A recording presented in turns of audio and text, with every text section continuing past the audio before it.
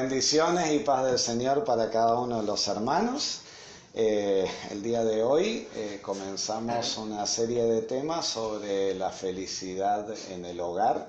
Esta serie va a llevar por título, como dice atrás en la pizarra, En busca de la felicidad en el hogar. Vamos a tener 4 temas en total. El día de hoy vamos a hacer una pequeña introducción acerca del tema que vamos a abordar. Vamos a ver por qué es importante que toquemos el tema de la familia. El próximo sábado el tema tendrá que ver con el matrimonio. Vamos a ver la función del matrimonio, las funciones del esposo y la función de la esposa. Luego, el sábado subsiguiente, el tema va a tener que ver con los hijos. Vamos a ver sobre la constitución del hogar, cuando vienen los hijos, la educación de los hijos. Y el último sábado vamos a ver la responsabilidad de los padres en el hogar.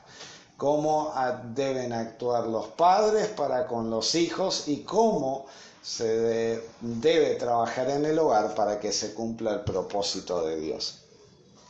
El tema que vamos a tratar es sumamente importante y yo considero que no conocemos plenamente la importancia del hogar. Hoy en día estamos acostumbrados a que una pareja se una o se vincule simplemente porque el chico o la chica sintió cierta atracción por la otra persona.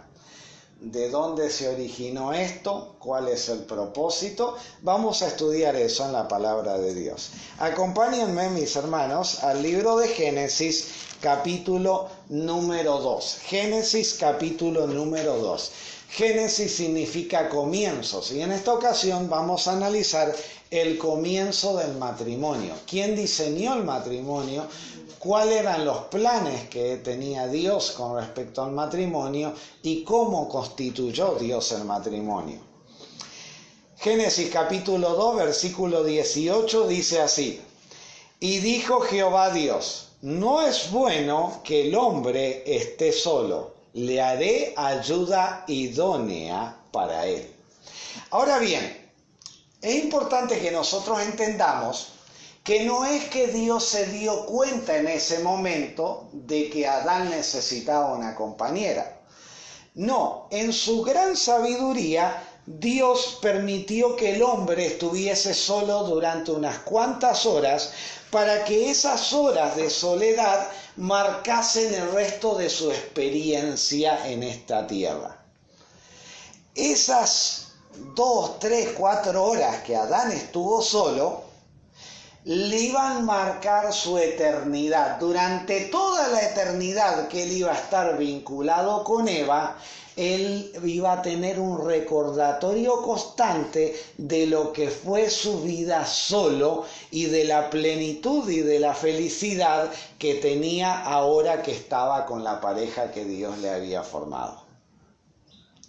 Entonces Dios creó a Adán primero, lo permitió a estar un poco tiempo solo y luego creó a Eva para que se genere ese contraste. Esto es sumamente importante recalcarlo. ¿Y recalcarlo por qué?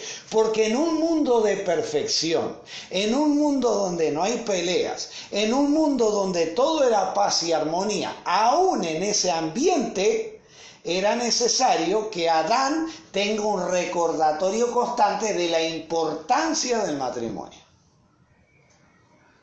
¿Cuánto más es importante que nosotros consideremos la importancia del matrimonio? Ahora, vayamos a Génesis capítulo número 2 y el versículo 21. Y aquí vamos a ver los detalles acerca de cómo fue creada Eva. Entonces Jehová Dios hizo caer sueño profundo sobre Adán. Y mientras éste dormía, tomó una de sus costillas y cerró la carne en su lugar. Y de la costilla que Jehová Dios tomó del hombre, hizo una mujer y la trajo al hombre. Cada detalle de la creación fue diseñado por Dios para dejar enseñanzas para las generaciones sucesivas. Adán había sido formado de la tierra, del polvo. Dios los formó con sus propias manos y luego sopló aliento de vida, dice la Biblia. Pero Eva fue tomada de una costilla de Adán. Dios podía haber creado a Eva de muchas maneras diferentes. Dios podía haber creado a Eva y la podría haber traído a la existencia simplemente con el poder de su palabra. Él dice y se hace. Los árboles Dios no les dio forma, Dios los llamó a la existencia y ellos existieron. Ahora, ¿por qué Dios hizo todo este proceso tan complejo de dormir a Adán, de abrir el costado de Adán? Lo que él, mira, recién lo había creado Adán y ya le estaba haciendo un corte. ¿Por qué Dios hizo todo este proceso de sacar una costilla, de cerrar la carne de Adán y luego de esa costilla tomarse el trabajo de formar a Eva? De todas las maneras en que Dios podría haber hecho a Eva, eligió una de las más complicadas. ¿Por qué? Porque había un concepto que tenía que quedar desde la misma creación de Eva. El concepto era de que Eva no era simplemente una mujer, era carne de su carne. Había un vínculo entre Adán y Eva. No eran dos seres extraños que se encontraron. Eran dos seres que tenían un vínculo carnal entre ellos. Estaban unidos, estaban ligados. Si bien eran seres independientes, con autonomías independientes, estaban vinculados estrechamente uno con el otro. Y ese concepto Dios quería que pase de generación en generación. Adán y Eva iban a contar la historia a sus hijos de la creación. Y esos hijos a sus hijos. Y todas las generaciones iban a tener bien en claro que la persona que tenían a su lado, su pareja, su esposa, no era simplemente una compañera, no era simplemente una mujer, era y es carne de su carne. Adán supo reconocer esto y el versículo 23 del capítulo 2 de Génesis dice: dijo entonces Adán, esto es ahora hueso de mis huesos y carne de mi carne. Adán se dio cuenta y dijo: esto está vinculado conmigo. Eso fue amor a primera vista. ¿Por qué? Dios la había creado de él y para él. Dios la había hecho para Adán. Y Adán supo entender que esa mujer no era otra persona lejana, sino que estaba vinculada a él.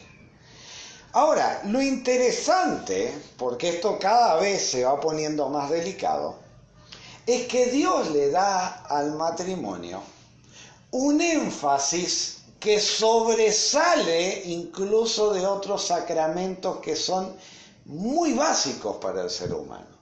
Antes de que Dios le diese la alimentación y le mostrase todos los árboles con los cuales ellos se podían deleitar, antes de que Adán tuviese la posibilidad de comer un mango, antes de que ellos pudiesen agarrar y contemplar la vasta creación que Dios le había dado, antes de todo eso, Dios instituyó el matrimonio. Es la primera ordenanza que se dio en el huerto del Edén. Antes que Dios hablase siquiera del sábado, Él los casó. Antes de que les hablase acerca de que había un enemigo, de que los iba a intentar atacar, Él los casó. Esto era lo más importante que Dios veía que debía hacer en ese momento. Y dice el versículo 24, por tanto dejará el hombre a su padre y a su madre y se unirá a su mujer y serán, y nuevamente aparece el concepto, una sola carne. Este vínculo no iba a ser algo exclusivo de Adán y Eva. Ese vínculo iba a permanecer de generación en generación. Cuando un matrimonio se casa, la unión llega a ser tan estrecha que ante los ojos de Dios son una sola carne. Pablo tomaría luego este concepto y diría que ninguno atenta contra su propia carne. ¿Por qué? Porque tú no te dañas a ti mismo.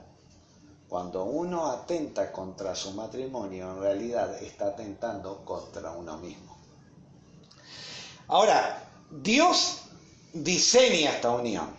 Dios une a estas dos personas con detalles minúsculos, muy delicados, que dejasen un concepto de que esa unión tenía que permanecer para siempre y era la que le iba a dar felicidad a ambos. Pero Satanás descubrió que podía utilizar esta unión en contra del ser humano. Voy a invitar a Pedro, quien nos va a leer un párrafo, para que lo podamos analizar y considerar en esta mañana.